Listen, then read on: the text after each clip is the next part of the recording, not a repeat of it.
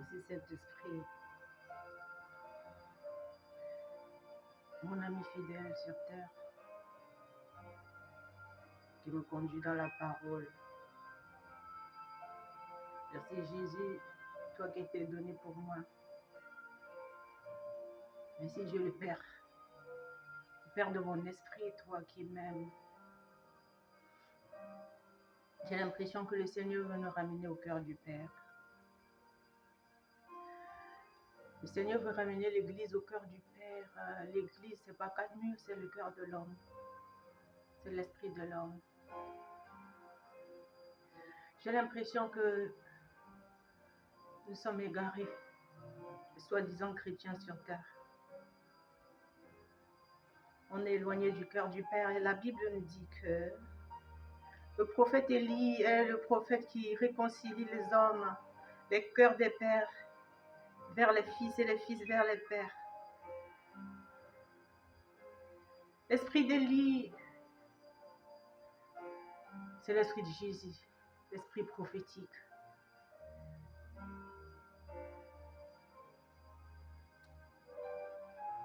L'appel prophétique, c'est autre chose.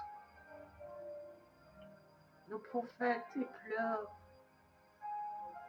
Quand Jésus pleure, il est blessé. Quand Jésus est blessé, il sent le cœur du Père. Le Seigneur aimerait que nous puissions sentir les battements de son cœur. Le titre de ce message, si le Saint-Esprit me le permet, c'est fier d'être différent. Jean était l'apôtre que Jésus aimait. Il ne l'avait pas choisi. Je ne viens pas prêcher aujourd'hui, mais je viens parler des histoires folles de notre Seigneur. Jean, le disciple que Jésus aimait. Pourquoi?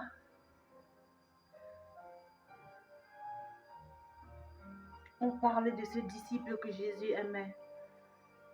Parce qu'il sentait les battements du cœur de Jésus. Jésus lui a montré son cœur. Les autres disciples qui étaient autour, Jésus les aimait aussi. Mais il faisait peut-être des miracles comme Luc, il était médecin. Mais si on lit le livre de Luc, on va voir que Luc, il faisait plus les guérisons. Ça n'a rien à voir avec le cœur du Père. Jean a écrit l'Apocalypse. Jean a écrit le livre de Jean. Si vous voyez comment Jean il parle de Jésus, il va en profondeur dans le cœur de Jésus. Il le connaît parce que Jésus lui a déchiré son cœur. Il lui a montré l'amour. Jean, c'est l'apôtre de l'amour. Et quand tu es cette personne, mis à part, pour être différent de tes frères, des autres disciples, c'est très difficile de vivre autour. C'est très difficile de vivre avec les autres parce que toi, tu n'es pas compris. Et c'est ok pour Dieu en fait. Mais humainement parlant, c'est pas facile en fait. Parce que tu es un humain. Et le rejet est tellement grand. Parce que Jésus t'a montré son cœur. Et tu connais le cœur du Père de Jésus, qui est notre Père qui est aux cieux. Les gens me demandent pourquoi je ne prends pas les cadeaux. Il est écrit dans le livre de Jean, Jean 10, à partir du verset 12. Je vais lire. Avant toute chose, le livre d'Apocalypse nous parle de Jean, le prophète de l'amour, le dernier apôtre de Jésus. Il était le plus jeune.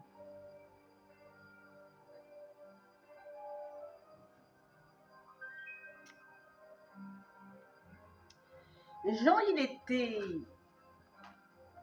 Il a été enlevé par force, par l'enlèvement au ciel. Dans le livre d'Apocalypse, Jean, l'apôtre de l'amour que Jésus aimait, a été attrapé. On l'a mené en prison à Patmos, sur une île. Et sur cette île, Jean étant en prison, tout ce qu'il recevait comme nourriture, tout ce qu'il recevait, tout ce qu'il avait, il donnait aux prisonniers. C'était même pas son problème, sa situation ne lui disait rien du tout parce qu'en fait, du moment où il a Jésus qui habite en lui par le Saint-Esprit, du moment où il connaît le cœur du Père, il comprend même la raison pour laquelle il est en prison. Raison pour laquelle il est différent des autres disciples. Il n'est pas mort de la même manière que les autres. Il ne servait pas de Seigneur de la même manière que les autres. Pas parce qu'il a voulu être comme ça, mais parce qu'il a été prédestiné dans le cœur du Père. Je vous ai donné un témoignage il y a longtemps sur la visitation de Jésus chez moi. Avant qu'il ne vienne ici, je dis tout ceci pour la gloire de notre Seigneur, pour que vous puissiez comprendre pourquoi vous êtes différents, mes frères et mes sœurs, parce que chaque personne qui écoute ce qui sort ici est prédestinée dans le bien-aimé et dans le cœur du Père, pour connaître le cœur du Père. Je vous ai dit, j'étais en train de louer Dieu. Il y avait mes 2 filles, mes 2 dernières, qui étaient là. Il y avait une paix totale à la maison. Je ne savais pas que Dieu, il était en train de venir à la maison, que Jésus venait. Alléluia. Et avant que le Seigneur ne vienne, j'étais en train de dire le cœur du Père. Ce cœur qui m'aime. Le cœur, ce cœur qui m'aime. Et pendant que j'étais en train de parler comme ça, j'ai juste levé mes yeux, j'ai vu Jésus debout dans mon salon. Parce que j'ai appelé le cœur du Père. J'ai invoqué le cœur du Père. Et Jésus est dans le cœur du Père, comme j'ai prêché hier. C'est la seule chose précieuse que le Père, il a. C'est Jésus. Il est venu au salon parce qu'il est la seule chose précieuse qui est dans le cœur du Père, qui s'est donné pour nous. Il dit, je suis le bon berger, je donne ma vie pour mes brebis. Et le simple salarié, lui, il le fait pour de l'argent parce que quand il y a une petite tribulation, il disperse les brebis et il prend la fuite. Je suis le bon berger, je donne ma vie. Merci Seigneur. Je cesserai de pleurer ton amour. Alors pour ceux qui me demandent pourquoi je ne prends pas les cadeaux de la même manière que je donne ce que Dieu m'a donné aux gens. Dieu a donné Jésus-Christ. Il ne t'a pas dit de donner quelque chose. Il t'a dit, mais tes offrandes ne lui disent rien. Il t'a dit juste d'obéir à Dieu. Jésus-Christ dit dans sa parole que celui qui m'aime respecte mes commandements. Il ne t'a pas dit de donner ton argent. Il ne t'a pas dit de lui rendre ce qu'il t'a donné. Non, il t'a dit de respecter ses commandements, tout simplement. Donc moi, quand je donne des choses aux gens, les gens se demandent pourquoi ils ne devraient pas aussi me donner la même chose. On n'est pas pareil. J'aimerais que les gens puissent comprendre ça une fois pour toutes. Je ne suis pas ici pour me vanter. Je suis ici pour élever le trône de Dieu et pour obéir à mon Père, parce que j'ai un Père. Notre Père qui est aux cieux. Je connais Jésus, mais je connais le Père. C'est mon papa. Vous voyez, moi, je suis très gâtée. Je fais trop de bêtises. Je suis toujours un bébé chez mon père.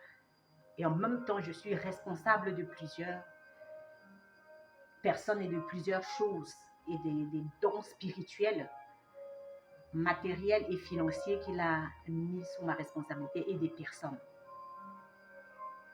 Et en même temps, mon papa, il me regarde comme une enfant. Parce que le cœur du Père, c'est comme le cœur d'un enfant. Dieu, il est innocent, lui. En même temps, il est Dieu, mais il a un cœur innocent, il est plein d'amour, riche en bonté de cœur et lent à la colère.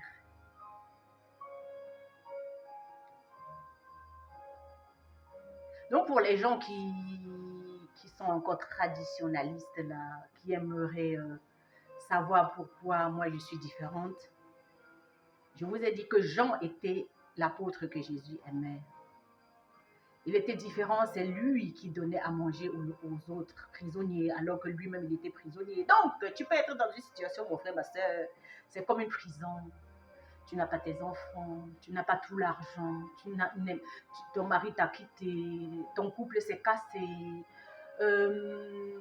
voilà, on t'a chassé du travail, tu n'as plus de travail, tu es rejeté par ta famille, mais Dieu a créé cette situation, tu es peut-être à la curatelle, mais Dieu est en train de créer cette situation pour que toi tu puisses toucher plusieurs parce qu'il habite en toi par le Saint-Esprit, il t'a aimé, c'est pas pour rien. Et quand ils viennent t'aimer avec de belles prédications qui viennent fraîchement du ciel, ils viennent t'aimer avec des alléluia, avec les visitations angéliques, et lui-même il vient chez toi. Qu'est-ce que tu crois toi? Tu crois que tu vas prendre ça, aller commencer à vivre ta vie comme tu aimerais, mais non. Jésus-Christ vient se donner, il dit je suis le bon berger, je donne ma vie pour mes brebis. Il vient se donner à nous pour que nous puissions vivre sa vie maintenant. Alors, si on vit la vie de Jésus, on obéit au Père. Jésus obéit à son Père. Il ne va pas commencer maintenant à extorquer les brebis pour leur prendre de l'argent. Pour leur prendre les mêmes choses qu'il a donné aux brebis. Jésus-Christ, quand il te guérit, il ne te dit pas guéris-moi aussi. Je suis désolée, quoi. Donc, pour les gens qui n'ont pas compris l'évangile que je prêche, la manière dont je sers Dieu, je ne suis pas là pour prendre quoi que ce soit aux gens. Jésus-Christ dit, je suis la guérison. Quand je veux prier le Seigneur, je ne vais pas commencer à lui dire, Seigneur, s'il te plaît, donne-moi la paix. Je dis, Seigneur, tu es ma paix. Regardez vraiment les psaumes de David. David, il a confiance en Dieu parce qu'il est l'homme selon le cœur de Dieu. C'est aussi un homme que Dieu aime. Pas parce qu'il est parfait. David ou bien Jean ne sont pas parfaits. Ce sont des personnes qui ont été prédestinées comme ça pour connaître le cœur du Père et lui offrir un genre de sacrifice là. L'Éternel est mon berger. Je ne vais pas dire, Seigneur, sois mon berger, ou bien, s'il te plaît, deviens mon berger, ou bien, s'il te plaît. Non. Je ne fais pas les prières de mendicité. Je sais que c'est mon papa. Donc, l'Éternel est mon papa. Vous comprenez ça? Donc, le Seigneur aimerait que nous puissions être rassurés. Alléluia. Que nous puissions comprendre cet amour inconditionnel. Et il ne te demande rien en retour. La seule chose qu'il veut, c'est que crois seulement. Crois, ça veut dire obéir. Il ne t'a pas dit de commencer à lui rendre la guérison qu'il t'a donnée, le pain qu'il t'a donné le matin. Voilà. Oui, tu vas dire, Jésus, je t'aime, mais ça ne va jamais atteindre le degré de l'amour qu'il a pour toi. Il t'a dit, s'il te dit, va chez le voisin, donne-lui un bout de pain, va chez le voisin, donne un bout de pain. Et tu ne prends rien en retour parce qu'il ne s'agit pas de servir Dieu comme le monde est fait.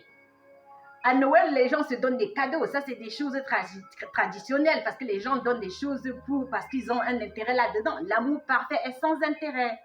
On va voir Jésus sur la terre, il marche, il fait les miracles, il fait des dons, il guérit les malades, il joue avec les enfants, il devient tout ce que Dieu veut qu'il devienne. Ça, c'est sans rien attendre en retour. Amen. La seule chose que Jésus est venu faire sur terre, c'est de nous ramener vers le Père. La vraie chose, c'est connaître le cœur du Père. C'est que finalement, nous puissions connaître le Père, car alléluia, la vie éternelle, c'est connaître toi, le vrai Dieu. C'est connaître son cœur. C'est quoi la volonté du Père maintenant? Qu'est-ce qu'il y a dans le cœur du Père maintenant? C'est quoi sa volonté? Et Jésus-Christ fait seulement la volonté du Père parce qu'il vient du cœur du Père. Et si tu es un enfant, une personne que Dieu veut que tu connaisses son cœur, tu seras différent. Tu seras différente, ma sœur. Et ton entourage ne va pas te comprendre parce que pour eux, tu abuses, quoi. Tu abuses par ta manière de faire les guérisons, de faire les dons tous les jours, mais tu ne fais que donner, ça ne finit jamais. Mais tu prends à la source, à une source qui ne tarit jamais. L'obéissance, ce n'est pas une seule fois. Quand quelqu'un a été créé pour servir Dieu, Quand quelqu'un a été créé pour connaître le cœur du Père, il ne s'arrête pas. C'est pas que le dimanche que la personne va servir Dieu. La personne sert Dieu tous les jours et il l'aime tous les jours parce que Dieu, il nous aime tous les jours. Le jour se lève tous les jours. Il fait pleuvoir sur les bons et les méchants. Dieu, il reste au bon et tous les jours, il est bon. Et il aimerait que nous puissions être comme ça, que quand les gens nous voient venir, ils voient Dieu bon venir. Dieu, papa d'amour, papa cadeau, papa gâteau, nous venir, nous gâter. Vous voyez, je vous ai dit que je suis gâtée. Je suis gâtée. Il y a des moments où quand je suis seule comme ça, je me rappelle quand j'étais enfant, la manière dont j'étais toujours habillée. Moi, je suis née pour être une princesse et puis j'ai pas envie, je n'aime pas la maltraitance du tout. Je ne suis pas née pour être maltraitée en fait. Je ne maltraite pas les gens non plus. Les gens peuvent dire ce qu'ils pensent. Je suis née pour aimer, je suis née pour être aimée. Et ça choque les gens qui ne connaissent pas l'amour. Ce n'est pas leur faute. Que le Seigneur leur pardonne. Parce qu'il m'a envoyé les aimer, leur montrer l'amour qu'il m'a donné. Merci Jésus, vraiment. Et après, je vais vous parler de Jean. Je voulais lire le livre de Jean. J'ai d'abord lu parler de l'Apocalypse. C'est le même Jean qui parle de Jésus d'une autre manière. Vous voyez, dernier apôtre de Jésus. Il y a beaucoup de cœurs qui font mal. Il y a beaucoup de cœurs là, avant de parler de Jean, il y a beaucoup de cœurs qui font mal. Le Seigneur, il est le seul qui guérit les cœurs brisés. S'il m'a guéri, il peut te guérir, mon frère, ma sœur. J'aimerais que tu puisses essayer de... Maintenant, la foi, c'est voir. Hein? C'est un peu entendre. La foi vient de ce que l'on entend. Ce que l'on entend vient de la parole de Dieu. Mais maintenant, la foi, c'est voir. Hein? Essaye de voir. Tu peux fermer tes yeux maintenant. Là où tu es, toi qui as mal au cœur. Tu essayes de voir la tête de Jésus couronnée d'épines et puis il y a du sang qui coule, il est frais, ce sang.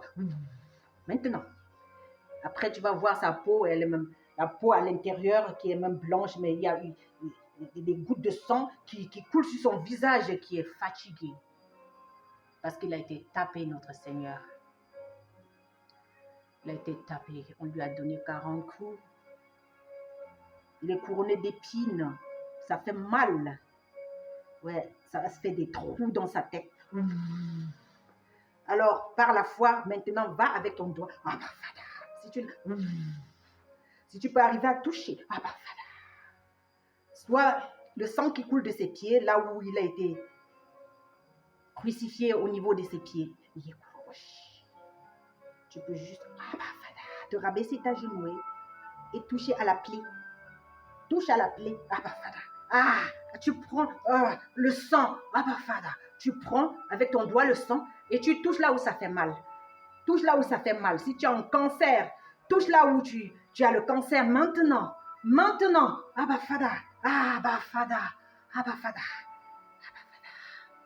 Il a donné sa vie pour nous. Par ses meurtrissures, nous sommes guéris. Il donne sa vie pour ses brebis. Il ne t'a jamais demandé de le guérir. Ça fait mal. Ça fait mal.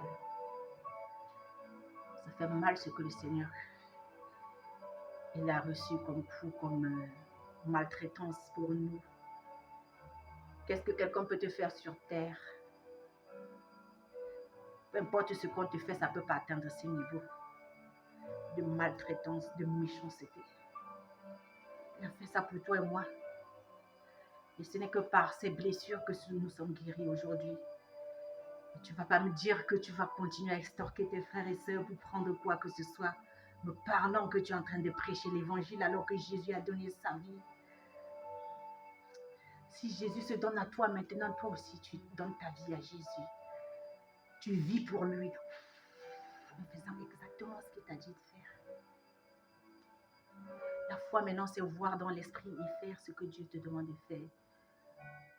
C'est la foi par la guérison. La guérison par la foi, s'il vous plaît. C'est voir. Ce n'est pas seulement entendre. C'est voir dans l'esprit.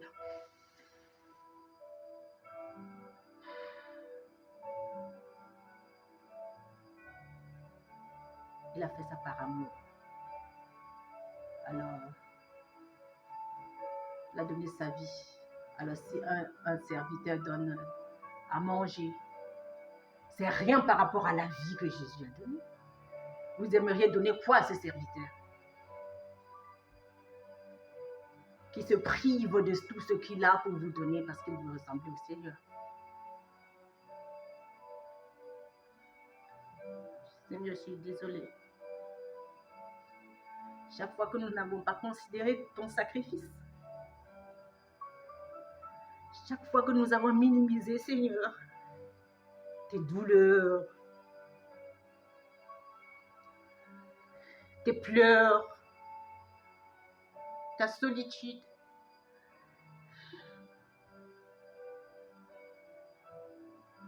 tes gémissements, Seigneur, ta souffrance.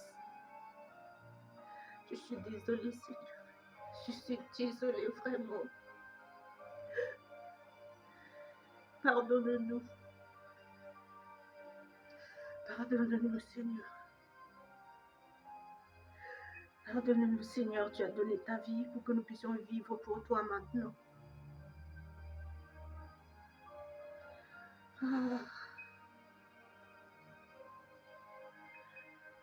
Je veux te plaire, Seigneur.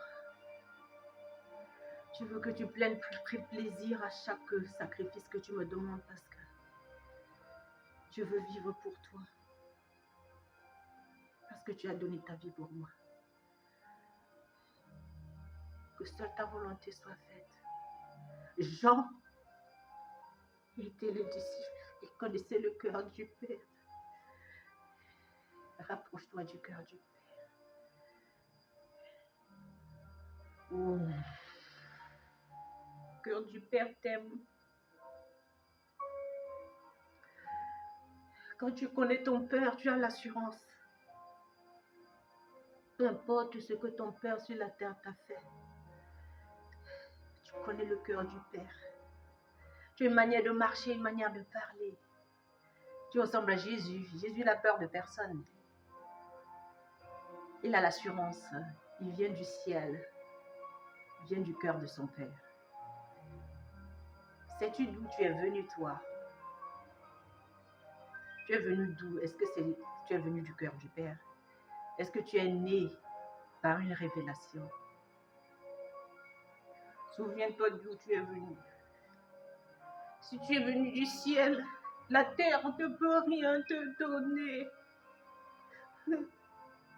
Pardonne-leur, car ils ne savent ce qu'ils font. Ils ne peuvent rien te donner.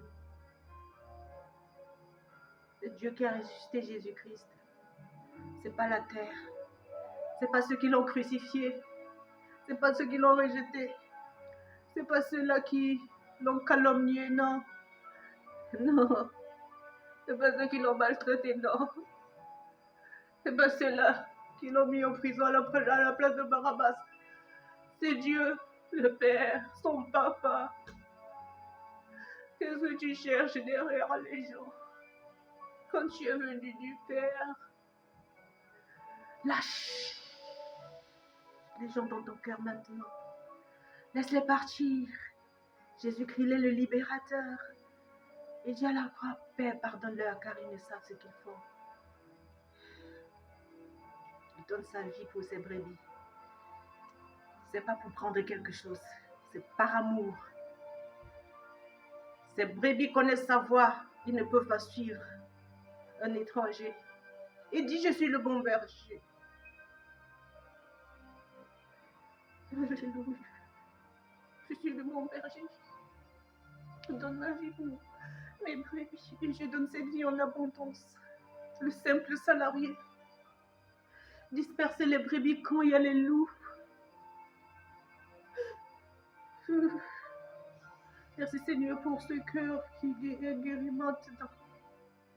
Oh Jésus d'amour, Dieu le Père, mon papa.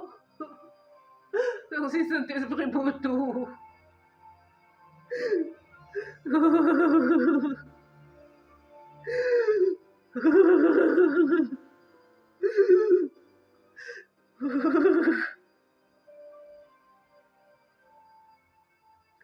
Merci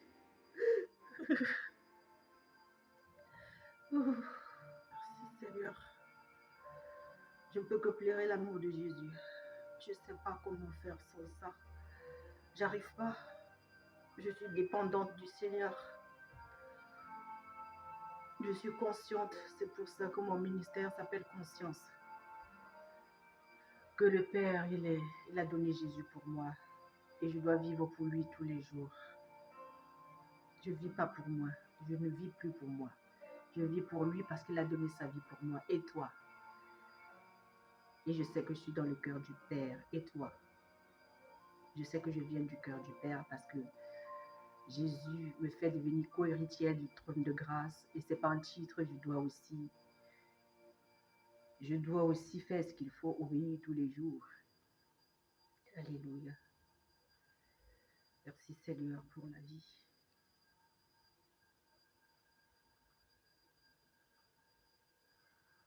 Merci.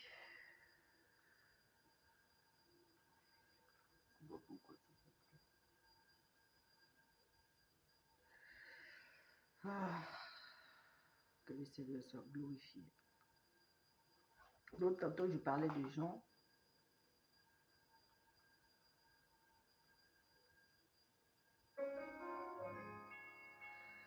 Je parlais de Jean.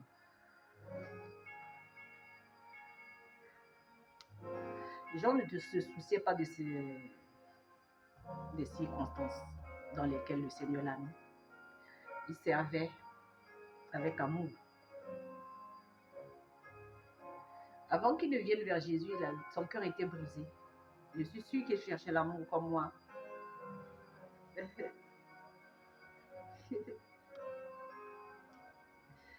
Cherchait un amour inconditionnel, un amour omniprésent. Jusqu'à ce qu'un jour, Jésus l'a retrouvé. Il n'a plus quitté le Seigneur. Jean, c'est l'unique parmi les hommes que Jésus a appelé. Il était au pied de la croix avec les femmes. Jean, Dieu l'avait créé avec un genre de courage pour qu'il puisse supporter, qu'il arrive à supporter certaines choses.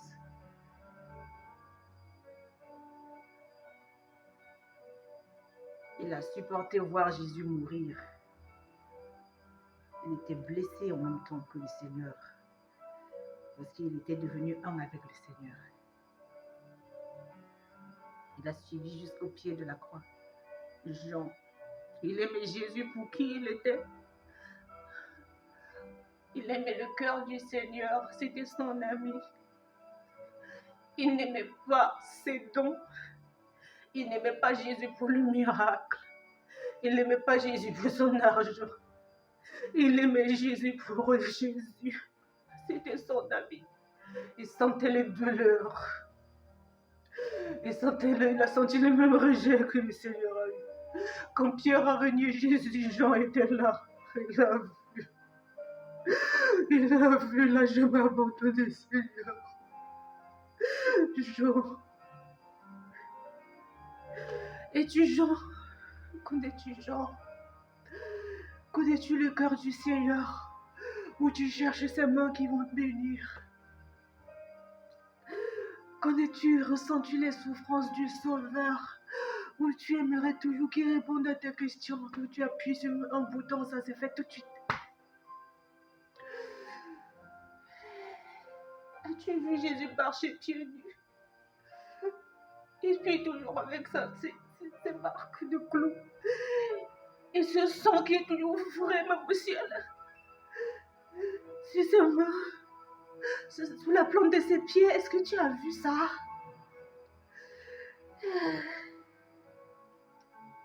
Qu'est-ce que tu cherches, mon frère, ma soeur, que le Seigneur ne t'a pas encore donné? Je pense que ce qui te manque, c'est le cœur du Père, l'amour. Parce que 1 Corinthiens 13 nous dit, tout ce que nous allons faire sans amour, feu de paille. Alléluia, Seigneur, amène-nous à ton cœur, Seigneur, que nous puissions retourner à toi. T'aimer pour qui tu es, pas pour ce que tu nous donnes. Alléluia. Et comprendre l'amour inconditionnel que tu as pour nous. Pas parce qu'on a fait quelque chose. On n'a rien fait, tu nous as aimés. Tu nous as donné Jésus, Dieu le Père. On a rejeté Jésus. On a choisi les choses du monde. Mais ce n'est pas la raison pour laquelle le Seigneur il est découragé. Ce n'est pas la raison pour laquelle le Seigneur nous abandonne. Il y a eu une année en arrière, quelques années en arrière, il y a une dame qui est venue chez moi, ici. Je l'ai amenée dans la chambre pour lui parler du Seigneur, de ce que le Seigneur voulait pour elle. Pendant que je lui parlais, je voyais le Saint-Esprit lui tendre une alliance. Elle était venue avec son mari ici chez moi. Elle regardait de l'autre côté. Elle avait ses plans à elle. Son mari s'est cassé. Elle voulait les enfants. Malgré qu'elle regardait ailleurs, le Seigneur m'a dit encore d'aller m'humilier. Je m'humiliais devant lui pour qu'elle ait les enfants là.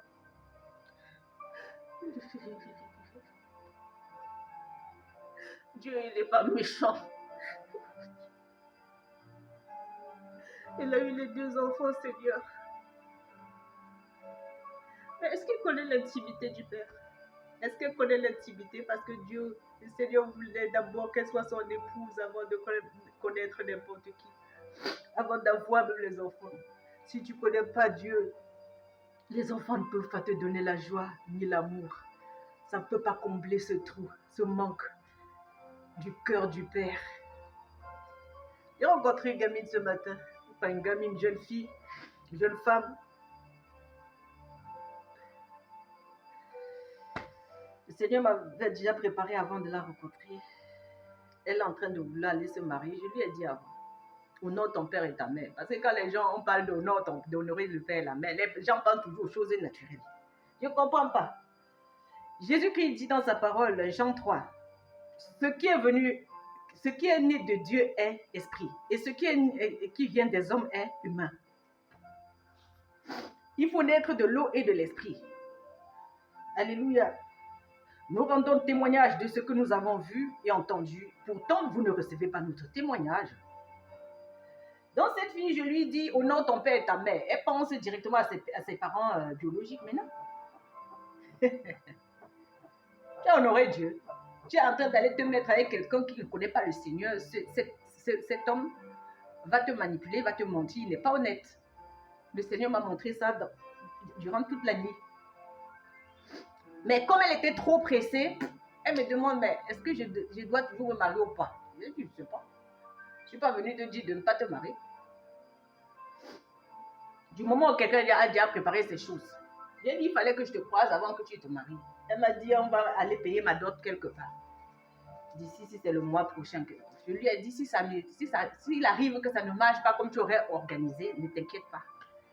Tiens bon.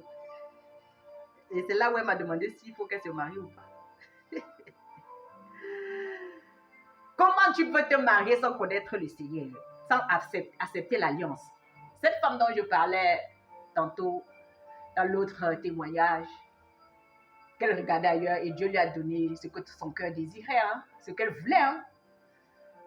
Mais elle n'est pas heureuse. On ne peut pas être heureux si on ne connaît pas Jésus. Et Dieu le Père et le Saint-Esprit. Il n'y a pas que la parole. Hein. Cette parole sans Dieu, le Père, le Fils et le Saint-Esprit, c'est nul. Ça tue. Sans l'Esprit. Dieu est Esprit. Et si on ne connaît pas Dieu dans l'Esprit, dans l'intimité, alléluia. Ça sert à quoi alors même de vivre? Parce que la vie n'a pas de sens. Tu te bats trop pour rien. Tu réfléchis pour rien. Alors que tu ne sais même pas, ça ne t'a même pas été donné de réfléchir, de trop te battre. Tu dois être détendu. Quand tu connais Dieu, tu es détendu. Tu fais seulement ce qu'il t'a dit. Si tu as dit une seule chose, ce que j'ai fait avec les filles, c'est ce que Dieu m'a dit depuis le matin, je suis tranquille. Il faut voir comment j'ai voyagé. First class.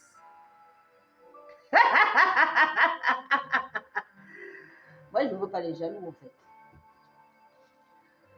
Le Seigneur, quand tu as faim de lui, Il va aussi t'amener dans des dimensions très élevées. Il va t'amener dans son cœur pour que tu voies ce qu'il aime, pour que tu voies aussi comment il t'aime. Il t'amène dans les choses qui te font... Ouais, tu es toujours... tu es prête chaque matin. Tu es toujours excité d'aller. Parce qu'en fait, c'est de nouvelles choses chaque matin. C'est un Dieu de révélation, ce n'est pas un Dieu d'habitude. Il ne t'amène pas au même endroit pour faire la même chose. Non. Lui, il fait que la vie ne sois pas ennuyeuse. Tu es heureuse. La Bible dit, heureuse celle qui a cru. Oui, croire, ça veut dire obéir à Dieu. Chaque matin, Seigneur, je t'obéis, je vais. Allez, amène-moi où tu veux. Waouh, que ce soit sur terre comme ça, mais c'est dans le surnaturel. Que ce soit dans l'esprit, tu planes au-dessus des villes et puis des planètes. Tu es détendu. Dieu est bon, c'est ce que j'aimerais vous dire. Soyez fiers d'être différents. Vous comprenez là? Ne jalousez pas vos frères. Il y avait mon pasteur que j'aimais beaucoup, Renard Bonquet, qui m'a vraiment boosté pour que je puisse avoir la foi. Dieu l'a envoyé vraiment me booster parce qu'il me parlait de son Jésus. Aujourd'hui, j'ai pris la relève. Il me parlait de son Jésus. Jesus, tout le temps, faisait les croisades en Afrique. Il y avait plus de 4 millions d'âmes qui sortaient pour donner leur vie au Seigneur. Plus à Lagos, au Nigeria, là-bas. C'est un Allemand. J'ai été jusqu'à Karlsruhe, dans sa ville natale, sa ville, parce que j'aimais particulièrement cet homme de Dieu, en fait, qui m'a tellement inspiré aussi. Mais parler de son Jésus, j'ai dit, mais attends, tu parles de ton Jésus là, que n'est pas que pour toi seul. Seigneur, pourquoi toi tu fais ce que l'homme s'y parle trop de toi de cette manière, comme si moi aussi, je n'existais pas, c'est quoi cette chose? Donc il faut piquer une colère sainte. Il faut avoir une jalousie sainte, pas la jalousie pour tuer les frères et sœurs au quartier. Non, il disait toujours, Renard Bonquet disait toujours, cet évangéliste, if you need bonbon, go to the father. Si tu as besoin du bonbon, va vers le Père. Ne tue pas tes frères et sœurs au quartier. Et c'est ce que j'ai fait.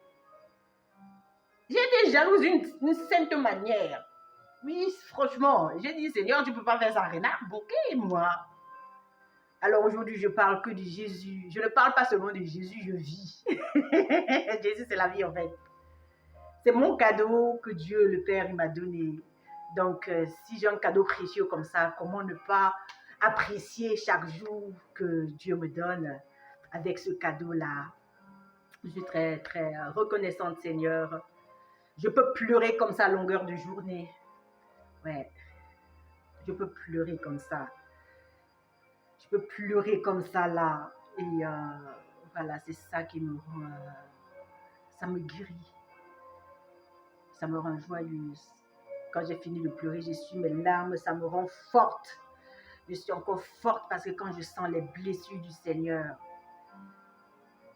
la souffrance du Sauveur, ça me donne la force.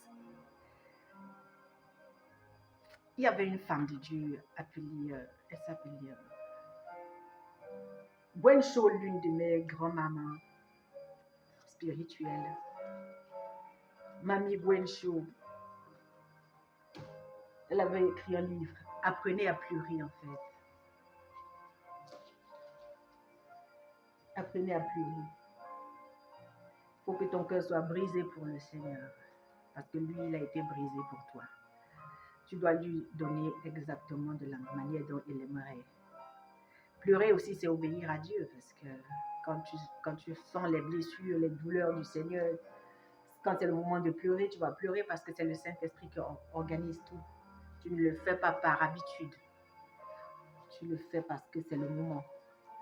Voilà tout ce que Dieu veut. L'obéissance, c'est tout.